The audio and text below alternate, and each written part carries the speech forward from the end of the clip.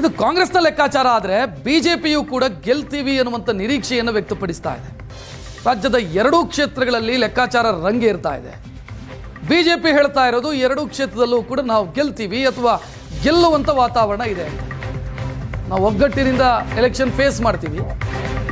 By election ಗೆಲ್ಲುವ ಬಗ್ಗೆ ಸಂಸದ ಗೋವಿಂದ ಕಾರಜೋಳ ವಿಶ್ವಾಸ ವ್ಯಕ್ತಪಡಿಸಿದ್ದಾರೆ. ಸಿಎಂ ಬಾದಾಮಿ ಜನರ ಋಣ ತೀರಿಸೋ ಕೆಲಸ ಮಾಡಲಿಲ್ಲ. ಬಾಗಲಕೋಟೆ ಜಿಲ್ಲೆಗೆ ಅನುದಾನ ಕೊಡದೆ ಮೋಸ ಮಾಡಿದ್ದಾರೆ. ಬೈ ಎಲೆಕ್ಷನ್ನಲ್ಲಿ ಬಿಜೆಪಿ ಹೆಚ್ಚಿನ ಮತಗಳ ಗೆಲುವನ್ನು ಕಾಣುತ್ತೆ ಅಂತ ಗೋವಿಂದ ಕಾರಜೋಳ ಮಾತಾಡಿದ್ದಾರೆ.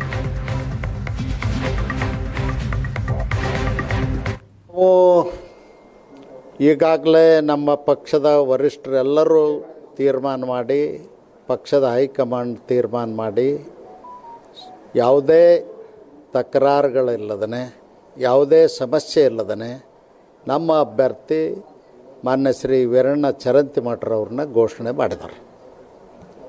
ಕಾಂಗ್ರೆಸ್ನಲ್ಲಿ ಆಗಿಲ್ಲ.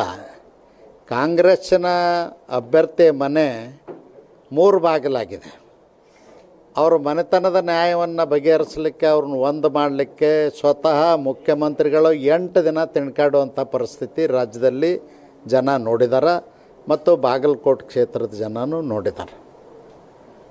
ಟಿಕೆಟ್ ಹಂಚಿಕೆಗೆ ಅವ್ರನ್ನ ಮನವೊಲಿಸಲಿಕ್ಕೆ 8 ದಿನ ಪ್ರಯತ್ನ ಮಾಡಿರಬೇಕಾದ್ರೆ ಚುನಾವಣೆ ಯಾವ ರೀತಿ ಅವ್ರು ಮಾಡಲಿಕ್ಕೆ ಸಾಧ್ಯ ಇಲ್ಲ, ಅಭಿವೃದ್ಧಿನೂ ಮಾಡಲಿಕ್ಕೆ ಸಾಧ್ಯ ಇಲ್ಲ. ಅದಕ್ಕಾಗಿ ಈ ಬಾರಿ ನಾವು ಭಾರತೀಯ ಜನತಾ ಪಕ್ಷವನ್ನು ಗೆಲ್ಲಿಸಬೇಕು ಅನ್ನೋದು ಈ ಕ್ಷೇತ್ರದ ಜನರ ಒಂದು ಅಭಿಪ್ರಾಯ ಇದೆ. ಈ ನಿಟ್ಟಿನಲ್ಲಿ ನಾವೆಲ್ಲರೂ ಒಕ್ಕಟ್ಟಾಗಿ ಒಂದಾಗಿ ನಾವು ಈ ಚುನಾವಣೆ ಎದುರಿಸ್ತೇವೆ.